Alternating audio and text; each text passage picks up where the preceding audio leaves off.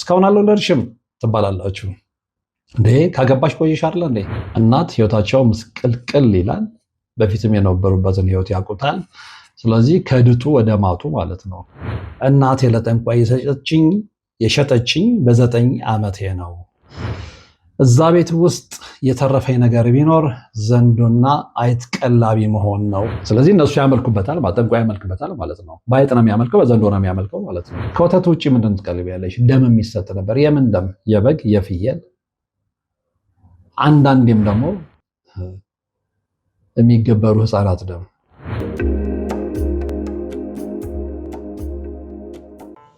የአጋዕዝተ ቅድስት ሥላሴን 17 ዓመት በሙሉ በጭራሮ ግድግዳ መቆም መስማት ለተዋህዶ ልጆች ልብ የሚሰብር ትልቅ ሐዘን ነውና እጃችሁን ዘርጉ ባልነው መሠረት አላሳፈራችሁንም። ፈጣን ምላሻችሁ የቅድስት ሥላሴን ቤት እንድንሠራ ያሰብነውን እንድንፈጽም ኃይልና ብርታት ሆኖን ይኸው መሠረቱን ጀምረናል። የረዳችሁንን ሁሉ እያመሰገን አትርሱን ያሉ አባቶችን ምርቃት አስቀድመን ጅምሩ ከፍጻሜ እንዲደርስ አሁንም አብራችሁን ሆኑ ስንል እንማጸናለን። አብረን እንደጀመርነው አብረን እንጨርሰዋለን። ድጋፋችሁ አይለየን። በድጋሚ በአባቶች ስም እናመሰግናለን። የአጋዕዝተ ቅድስት ሥላሴ ቤተ ክርስቲያን አሰሪ ኮሚቴ።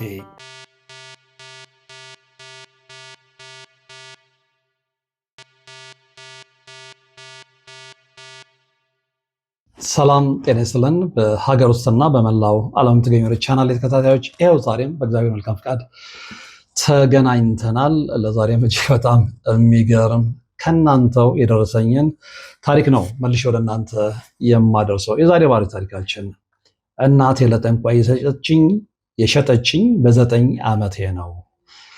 እዛ ቤት ውስጥ የተረፈኝ ነገር ቢኖር ዘንዶና አይጥ ቀላቢ መሆን ነው ትለናለች። እንዴት? ዝርዝር ታሪኩ ምን ይመስላል? መቼም በየዕለቱ የማይሰሙ በጣም አስገራሚና ድንቅ የሆኑ ታሪኮች የሉም።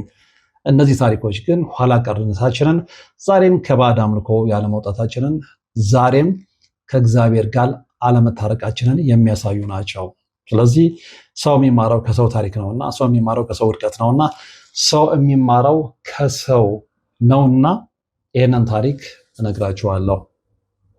አብራችሁን ትቆዩ ዘንድ የምጋብዛችሁ እንደተለመደው በታላቅ አክብሮት ነው። እንግዲህ እቺ ልጅ እንደነገረችኝ በመግቢያውም ላይ ልጠቁማችሁ እንደሞከርኩት ለጠንቋይ የተሸጠችው በ9 ዓመቷ ነው። በማን? በእናቷ አማካኝነት። እንዴት ነው የሆነው?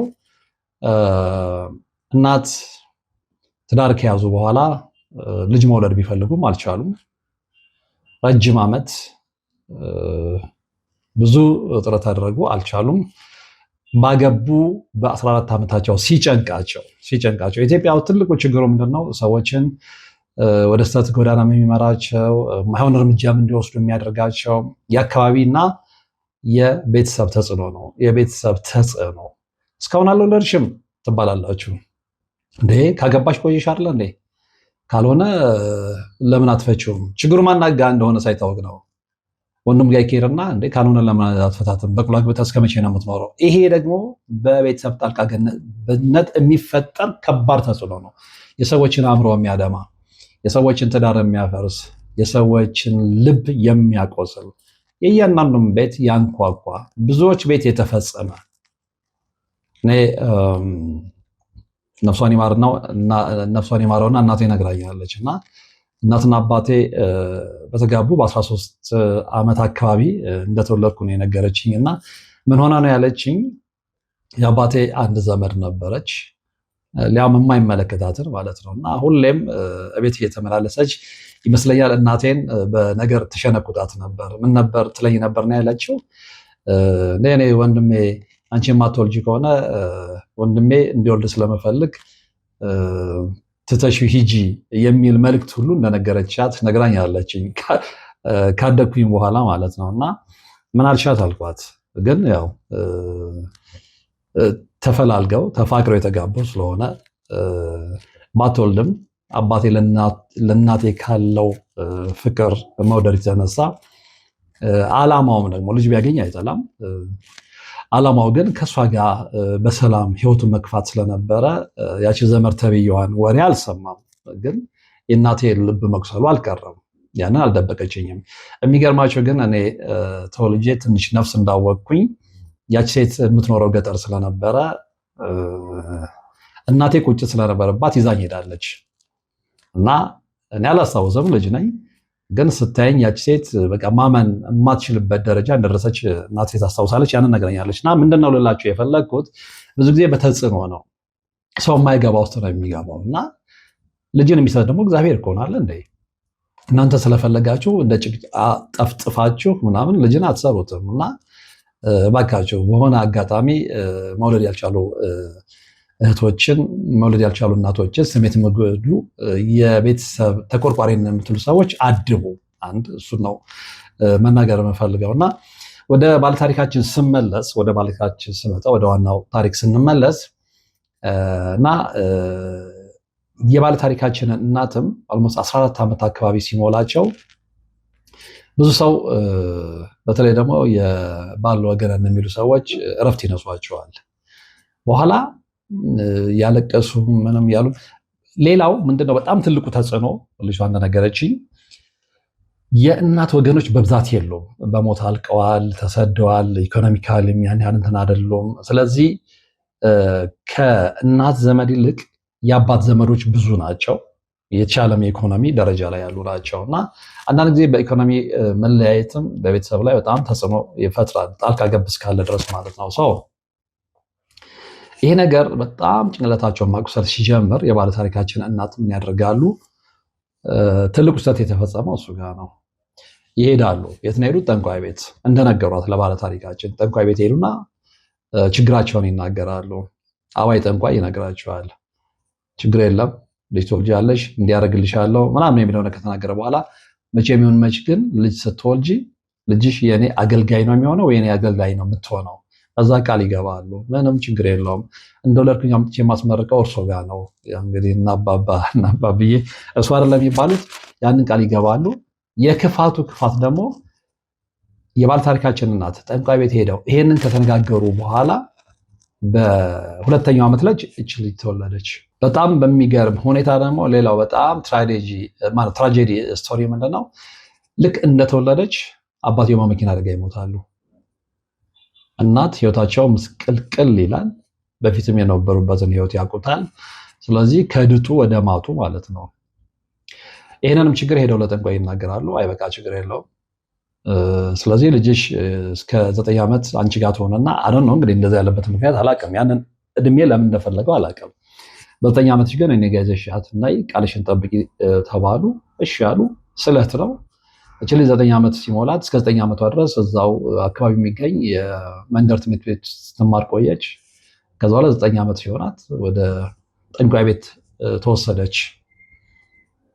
ጠንቋዩ ተረከባት። እሱ ጋር መኖር ጀመረች። ምንም የምታውቀው ነገር የለም።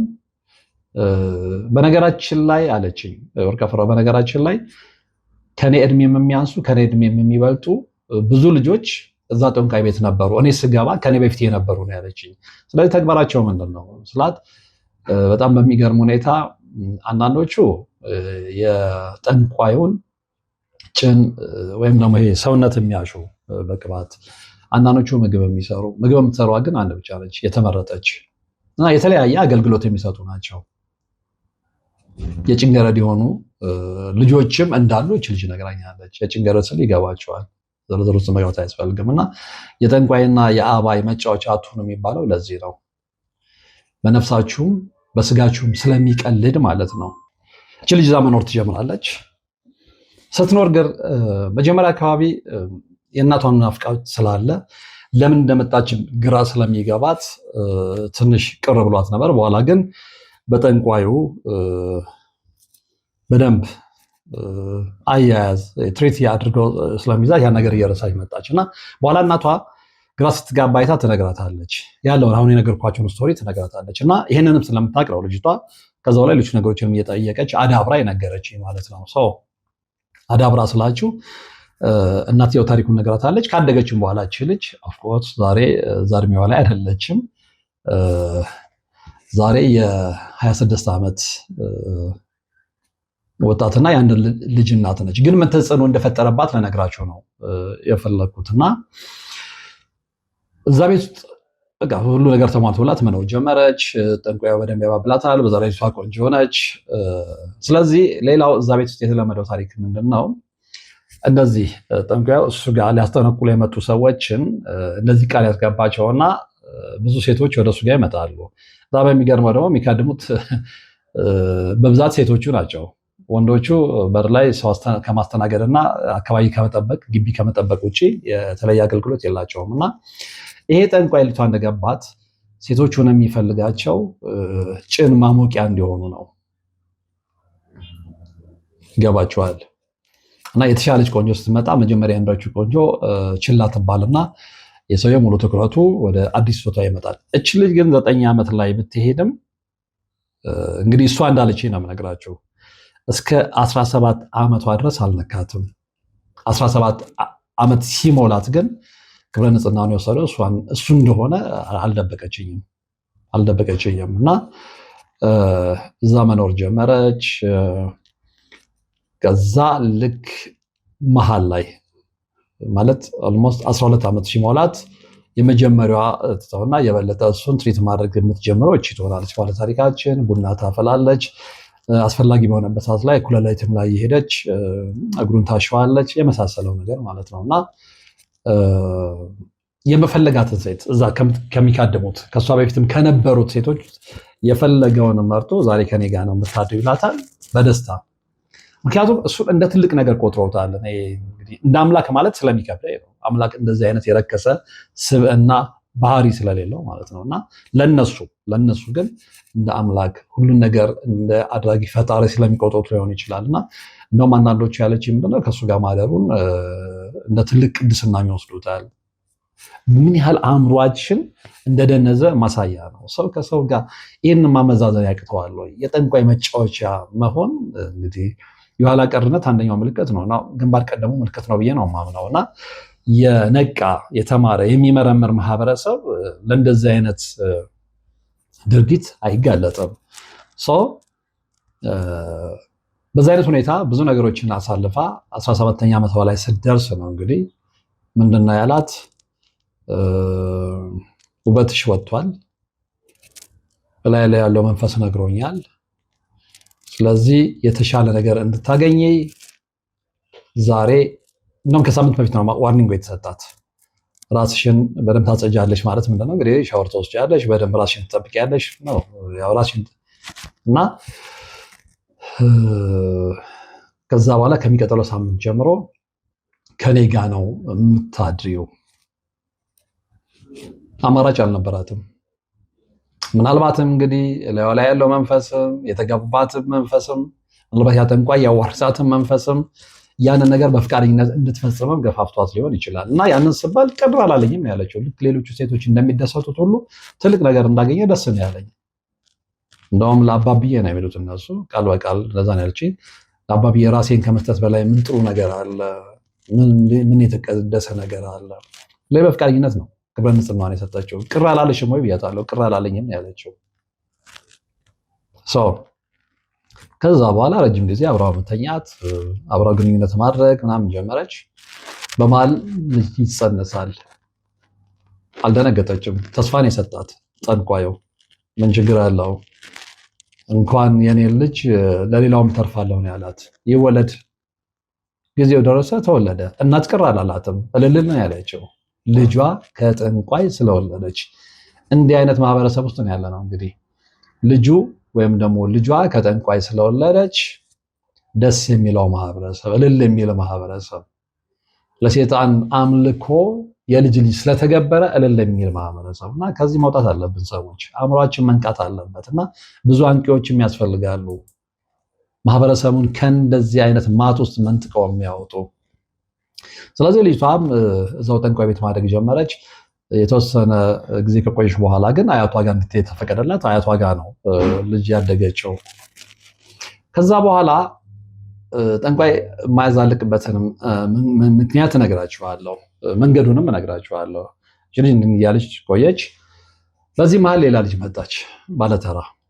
እቺ ልጅ 9 ዓመት ኋላ ለጠንቋይ ተሸጠችው። እናቴ ሸጣኛለች ነው የምትለው፣ ሰታኛለች አይደለም የምትለው፣ እንደተሸጠች ነው የምትቆጥረው።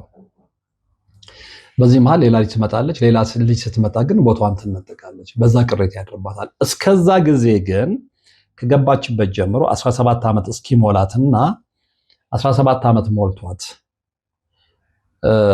ሌላ ልጅ መታ በዛ ቅር ብሏት ከጠንቋዩ ጋር ተጣልታ ማለት ይከብዳል። እሷ ተጣልቼ ነው የምትለው። ነገር ግን በቃ ከዚህ በኋላ አታስፈልግኝም ሂጂ ወደ እናትሽ እስከሚላት ድረስ ልጅቷ ትሰራ የነበረው ነገር ደግሞ በጣም አስገራሚ ነው። ዋናው ኢሹ ለእኔ እሱ ነው። እዛ ቁጭ ብዬ ገላውን ከማጠብ ሰውነቱን ከማሸት አልፎ አልፎ ምግብ ከማቅረብም ባሻገር ነው ያለችው። የኔ የስራ አገልግሎት ዘንዶና አይጥ መቀለብ ነበር። ምን ማለት ነው ያልኳት። ብዙ ሰው ይሄንን ላያመን ይችላል። አብዛኛው ጠንቋይ ቤት ሰዓት እየጠበቀ የሚመጣ ዘንዶና አይጥ አለ። ይሄንን በምን አወቅሽ? አንቺ ያለሽበትን ጠንቋይ ቤት ወክለሽ ልትናገር ይችላል። ስለሌላው በምን አወቅሽ? እንነጋገራለን አለች። የሚገርመን ያለችኝ እሱ ቤት መጥተው የሚካድሙት በኔ እድሜም ከኔ እድሜም በላይ ከኔ እድሜ በታችም ከኔ እድሜ በታች እንኳን 1-2 ልጆች ብቻ ነው ያዩት። ምናልባት 8 ዓመት ምናምን የሚሆናቸው አብዛኞቹ በኔ እድሜና ከኔ እድሜ በላይ የሆኑ ናቸው። ብዙ ሴቶች አለን ያለችው። አብዛኞቹ ከዛ በፊትም ሌላ ጠንቋይ ቤት የነበሩ ናቸው። እንግዲህ ቤተሰቦቻቸው ከጠንቋይ ቤት ሲንከራተቱ የነበሩ ማለት ነው። እዛ ጋር ያልተሳካላቸውን እዚኛ ጋር ሊሞሉ የሚመጡ ማለት ነውና የሌላውም ጠንቋይ ቤትን ህይወት ያውቁታል። ስለዚህ ብቻችንን የመሆን ድል ሲገጥመን፣ አንዳንዴ የማውራት እድሉ ሲገጥመን፣ ያው ብዙ ጊዜ አይፈቀድም፣ መገናኘትም አይፈቀድም፣ ግን ባገኘ ነው አጋጣሚ እናወራለን። ስለዚህ ተመሳሳይ ታሪክ ነው የምሰማው አለች። ሌላውን ቤት ዘንዶ ይመለካል፣ ሌላውን ቤት አይጥ ይርመሰመሳል። እና እቺ ልጅ እዛ ጠንቋይ ቤት ውስጥ ሆና ጠንቋዩ የሚያመልክበት ጎጆ አለ። ከጎጆው ጀርባ ላይ የተከመረ የድንጋይ ካብ ነው ያለችኝ። የድንጋይ ካብ አለ እዛ ላይ ኦን ታይም በየቀኑ ልክ 6 ሰዓት ሲሆን ኦን ታይም ማለት ነው። ኦን ታይም በገል ደም፣ ወተት ምንድነው ድንጋዩ ላይ የሚቀመጥለት ዘንዶ አለ። ይመጣል፣ በሰዓቱ ጠጥቶ ይሄዳል። የት ይሄዳል? ምን ይሆናል? የሚታወቅ ነገር የለም። እንድናቅም አይፈለግም። የኛ ትልቁ ተግባራችን ምንድነው? ስፔሻሊ የኔ ሌሎቹም በዛ ውስጥ አልፈው ሊሆን ይችላል፣ ያለፈውም እንዳሉ ነግረውኛል። እኔ ግን ያንን ተግባር ከተነገረኝና ከተረከብኩበት ጊዜ ጀምሮ በገል ይዤ እሄዳለሁኝ፣ አስቀምጣለሁ። የመጀመሪያ ቀን ያ ተግባር ሲነገረኝ በጣም ነበር የደነገጥኩት። ከዛ አባብዬ ምን እንዳለኝ ታውቃለህ አለች። እኔ አባብዬ አትበይ በቃ ጠንቋዩ በይ ነው ያልኳት። እሺ ጠንቋይ አለች እየሳቀች፣ ያው ከዛ ቤት ስለወጣች ማለት ነውና ይሄንን እንደዚህ ታደርጊያለሽ ከነገ ጀምሮ ሲለኝ የመጀመሪያ ቀን በጣም ነው የደነገጥኩት አለች። እንዴት ስል ነው ምንም አያደርግሽም፣ የሚመጣው የአይጥ መንጋና የሚመጣው ዘንዶ ለዚህ ቤት በረከት ነው የተባሉት። ለዚህ ቤት በረከት ነው። እኔ እንግዲህ ይቅርታ አድርጉልኝና ዘንዶና አይጥ የእርኩስ መንፈስ ተምሳሌት እንጂ በረከት የሚሆንበት ምንም አጋጣሚ የለም። አዎ ጠንቋይ ቤት እንግዲህ አይደል ነው የእነሱ አሰራር የተለየ ሊሆን ስለሚችል የሚያመልኩትን በዛ ስለሆነ እሺ የዘንዶ የተለመደ ነው። ብዙ ጊዜ ስናነብም በሆነ አጋጣሚ ሰዎች ታሪካቸውን ሲያካፍሉን፣ አይጡ ደግሞ የምን በረከት ነው? ስለዚህ እነሱ ያመልኩበታል ማለት ጠንቋይ ያመልክበታል ማለት ነው። በአይጥ ነው የሚያመልከው፣ በዘንዶ ነው የሚያመልከው ማለት ነው። እና መጀመሪያ ቀን ብንነግጥም ያው ትዕዛዝ መፈጸም ግዴታ ስለነበረ ያንን አደረግኩኝ። ከዛ በኋላ ግን በቃ ስለተለማመድኩት ቋሚ ተግባር የሆነ ስለዚህ ከዛ ቤት ለቅቄ እስከመውጣ ድረስ ይህን ተግባር እፈጽም ነበር ነው ያለችኝ። እንደውም ለእኔ የተረፈኝ ዘንዶና አይጥ መቀለብ ነበረ። ከወተት ውጭ ምንድን ትቀልቢያለሽ? ደም የሚሰጥ ነበር። የምን ደም? የበግ የፍየል፣ አንዳንዴም ደግሞ የሚገበሩ ህፃናት ደም። አዎ ይከብዳል፣ ግን ጠንቋይ ቤት የተለመደ ነው። የሰው ልጅ ደም መሆኑን በምን እርግጠኛ ሆንሽ ብያታለሁ። የሰው ልጅ ደም መሆኑን በምን እርግጠኛ ሆንሽ? እዛ መተው ግብር የሚያገቡ ሰዎች ምለው ሲናገሩ ሰምቻለሁ። በተለይ አንደኛው መቼም አልረሳውም። እዛ ቤት በገባው 6ኛ ወሬ ላይ ነው ያለችኝ። አንድ ሰው መተው ከአባብዬ ጋር ያለችው አሁን በስተት ከጠንቋይ ጋር ልበላችሁ ነው። ተከራከሩ። ምንድነው የተከራከሩት? አንተ አድርግ የተባልከውን ትተህ አድርግ ያልተባልከውን ያመጣኸው፣ ስለዚህ ጌታዬን ለምን ታስቀይማለህ? እንግዲህ ባላውሊያው ነው ይሄንን የሚለው ወይም ጠንቋዩ ነው ይሄንን የሚለው። ጌታ የሚለው ሉሲፈር ነው፣ ሌላ ማንንም አይደለም። ለጊዜው ስላላገኘሁ ነው በእርሶ መጀን በሚቀጥለው አመጣለሁ። ህፃን ልጅ ለጊዜው ስላላገኘሁ ነው። ይሄንን በጆሮ የሰማሁት ነው ያለችው። ስለዚህ በሚቀጥለው ሲመጣ ደም ይዞ መጣ። ያንን አቀረበ፣ ተቀባይነት አገኘ። የሰው ደም ባይሆን ኖሮ አባብዬ እንዴት እሺ ብሎ ይቀበለው ነበር ነው ያለችኝ። ከአእምሮ በላይ ነው። እኔ ይቅርታ አድርጉልኝና እንደዚህ አይነት ታሪክ አንዳንድ ጊዜ መስማት ብቻ አይደለም መስራት ብቻ አይደለም መስማቱ ራሱ እያመመኝ ነው። ከምሬ ነው የምላችሁ። እነማ አንዳንዶቹን ነግሬያቸዋለሁ ከዚህ በፊት መርሃ ግብር ሰራ። ብዙዎቹን ታሪኮች ስለምተዋቸው ነው። የምጣልኝን ታሪክ ሁሉ ብሰማ በቃ አንሰማም ልትሉ ሁሉ ትችላላችሁ። ወይም ደግሞ እንደዚህ አይነት ነገርማ ኢትዮጵያ ውስጥ አይፈጸምም ልትሉ ትችላላችሁ። ግን ይፈጸማል። ሰዎች ይፈጸማል። እንደሚፈጸም ማወቅ የምትፈልጉ ከሆነ የነ አባ ሳሙኤልን የቆሞስ አባ ሳሙኤልን የፈውስ አገልግሎት ተመልከቱ። የመላከ መንክራት ግርማ ወንድሙን የፈውስ አገልግሎት ተመልከቱ። የቀሲስ ሄኖክ ወልደማርያምን የፈውስ አገልግሎት ተመልከቱ። ደም ስለሚገብሩ የከተማችን ሀብታሞች በደንብ ትረዳላችሁ፣ በደንብ ታውቃላችሁ። በምስክርነት ሌላ ማስረጃ አያስፈልጋቸውም። የጠቀስኳችሁን የፈውስ አገልግሎት የሚሰጡ አባቶችን ቪዲዮ ብቻ ተመልከቱ፣ ብዙ ነገር ትረዳላችሁ። እና እቺ ልጅ በዛ ህይወት ውስጥ ነው ያለፈችው። ከዛ በኋላ ምንድነው የሆነው? እንደነገርኳችሁ ሌላ ሰው በሷ ላይ መጣ። ከሷ የተሻለችው መጣች። ልጅ እንግዲህ በ17 ዓመቷ አበባዋን አርግፎታል። በ9 ዓመት ነው የሄደችው። ያን ያህል ዓመት ቆይታለች። ከ17 ዓመት በኋላ ደግሞ የቆየች ስትሄድ የእሷ ሰውነት ሰልችቶታል። ስለዚህ እምቡጥ ገላ መጥቶለታል። ስለዚህ እቺ ልጅ የሚያይበት ምንም ምክንያት የለም። በምክንያት አድርጎ ከቤቱ መቀነስ ስለፈለገ እና በቃ እስከዛሬ አገልገልሽኛል፣ እዛ ሆነሽ የምትፈልጊው ነገር ረዳሻለሁ፣ መንፈሱ እንደገና ፈቅዶልሽ እንደገና እስከሚጠራሽ ድረስ አሁን ግን ለጊዜው እናትሽ ጋር እንድትሄጂ ነው መንፈሱ ያዘዘኝ ነው። ወደ እናትሽ ሂጂ። ሄደች። እናቷ ቤት መኖር ጀመረች። አስወልዷት ማለት ነው። በኋላ እስከተወሰነ ጊዜ ቆይቶ ልጁ እንግዲህ እናቱ ጋር ሄዷል፣ አያቱ ጋር ሄዷል ብያቸዋለሁ። ስለዚህ እናቷ ጋር ልጇን ማሳደግ ጀመረች በመከራ ኑሮ እየከበደ ሲመጣ ግን እች ልጅ በዛ መቀጠል አልቻለችም። ወይ አልተማረችም ወይ አልሰራችም። ጠንቋይ ስትካድም ነው እድሜዋን የፈጀችው። ስለዚህ መልከ መልካም ነች።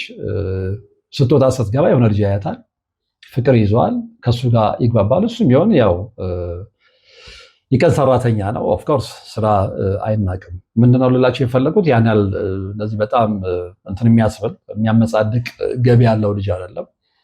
ያው አማራጭ ስለሌላት ከልጁ ጋር ፍቅር ጀመረች። ተጋቡ፣ አብረው መኖር ጀመሩ። እንደገና ከሱም አንድ ልጅ ወለደች።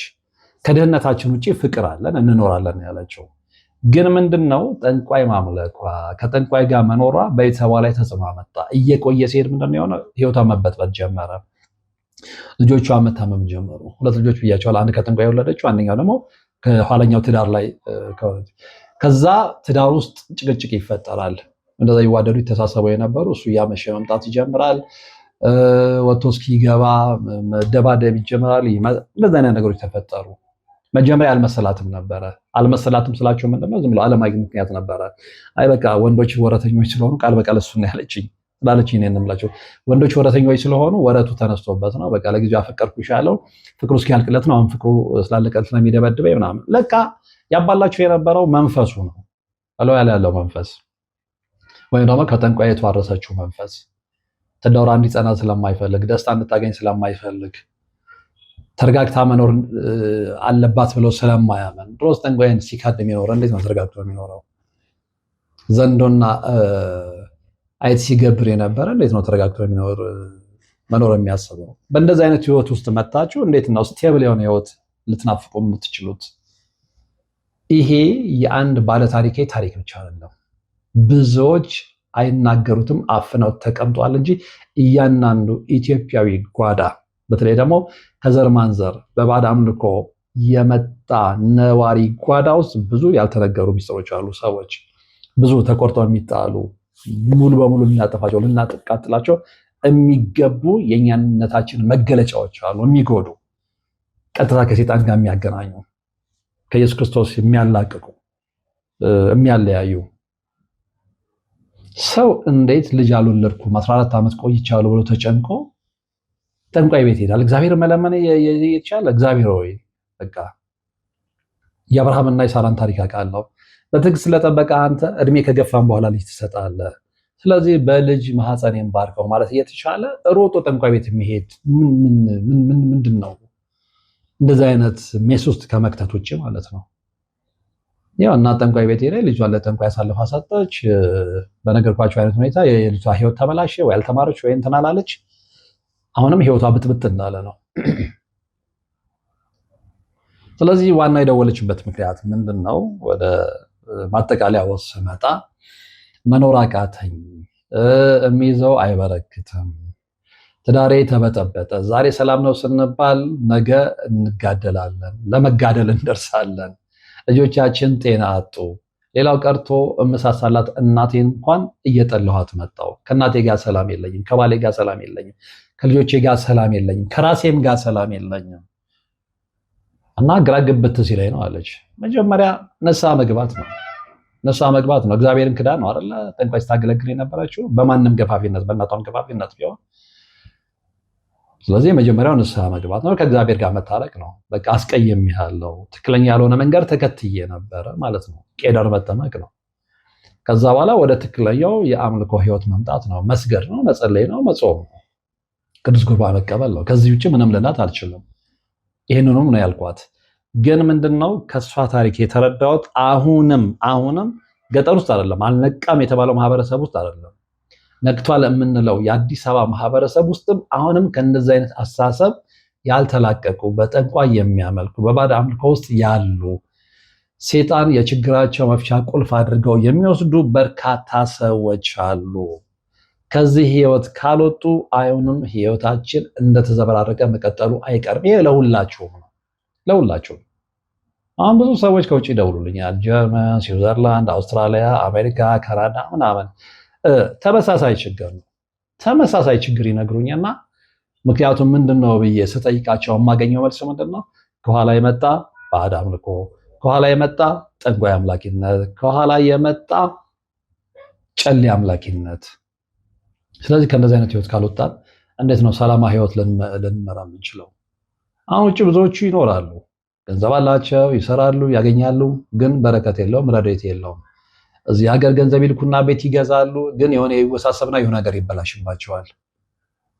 ቤቶች ችግር ይፈጠራል፣ ቤተሰብ ከቤተሰብ አይስማማም። ገንዘብ ቢኖርም አሁን ሰው እገሌ ውጭ ሀገር ነው ያለው ትደልቶት ነው የሚኖረው ምናምን ይላል። እነሱ የሚኖሩበትን የእሳት ህይወት ግን እነሱ ያውቁታል። እሳት ከላይ እሳት ከታች እሳት መሀል ላይ መንደድ። ይሄ ሁሉ የመጣው በምንድን ነው? በባዕድ አምልኮ፣ ጠንቋይ በማምለክ። ስለዚህ እባካችሁ ከእንደዚህ አይነት የተተበተበ ነገር እንውጣ፣ አይመጥነንም። እግዚአብሔር ኢትዮጵያ የአማኞች ሀገር ነች። ስለ እግዚአብሔርን ብቻ እንከተል፣ እግዚአብሔር ብቻ እንመን። ስንቸገር እግዚአብሔር ብቻ እንጠይቅ። ልጅ የሚሰጠው እግዚአብሔር ነው፣ ጠንቋይ አይደለም። ገንዘብ የሚሰጠው እግዚአብሔር ነው፣ ጠንቋይ አይደለም። በረከት የሚሰጠው ጠንቋይ አይደለም፣ እግዚአብሔር ነው። ጠንቋዩ እንዳለው ወይም ደግሞ በሱ አባባል አባብዬ እንዳለው በረከት የሚመጣው ከዘንዶና ከአይጥ አይደለም። እንደውም ዘንዶና አይጥ የእርግማን ምልክቶች ናቸው። ይሄንን አንደርስታንድ ማድረግ አለብን። አንድ ሰው ማገናዘብ እየቻለ በረከት የሚመጣው ከዚህ ነው ሲባል እንዴት አምኖ እሺ ብሎ ይቀበል? እሷ ደግሞ እያታለሁ አትማሪ፣ ምንም አትባይ። ደመነፍስ የሚባል ነገር አለ። በደመነፍስ ግን ዘንዶና አይጥ በረከትን እንደማይዘን እንዴት መገመት አቃተሽ ሁሉ እያታለሁ። ብዙዎቻችን ያለንበት ህይወት ደስ የማይል ስለሆነ ከዚህ ህይወት እንውጣ ለማለት ነው። እርግጠኛ ነኝ ከዚህ ብዙዎቻችሁ ትምህርት አግኝታችኋል ብዬ አስባለሁ። እንግዲህ ወደፊትም በዚህ አይነት ጉዳይ ላይ ሀሳብ እንለዋወጣለን፣ እንማማራለን። አብራችሁ ስለነበራችሁ አመሰግናለሁ። በቀጣይ በሌላ መርሃ ግብር ነው የምንገናኘው። እስከዛው ግን በያላችሁበት ሰላም። የአጋዕዝተ ቅድስት ሥላሴን 17 ዓመት በሙሉ በጭራሮ ግድግዳ መቆም መስማት ለተዋህዶ ልጆች ልብ የሚሰብር ትልቅ ሐዘን ነውና እጃችሁን ዘርጉ ባልነው መሰረት አላሳፈራችሁንም። ፈጣን ምላሻችሁ የቅድስት ሥላሴን ቤት እንድንሠራ ያሰብነውን እንድንፈጽም ኃይልና ብርታት ሆኖን ይኸው መሠረቱን ጀምረናል። የረዳችሁንን ሁሉ እያመሰገን አትርሱን ያሉ አባቶችን ምርቃት አስቀድመን ጅምሩ ከፍጻሜ እንዲደርስ አሁንም አብራችሁን ሆኑ ስንል እንማጸናለን። አብረን እንደጀመርነው አብረን እንጨርሰዋለን። ድጋፋችሁ አይለየን። በድጋሚ በአባቶች ስም እናመሰግናለን። የአጋስተ ቅድስት ሥላሴ ቤተ ክርስቲያን አሰሪ ኮሚቴ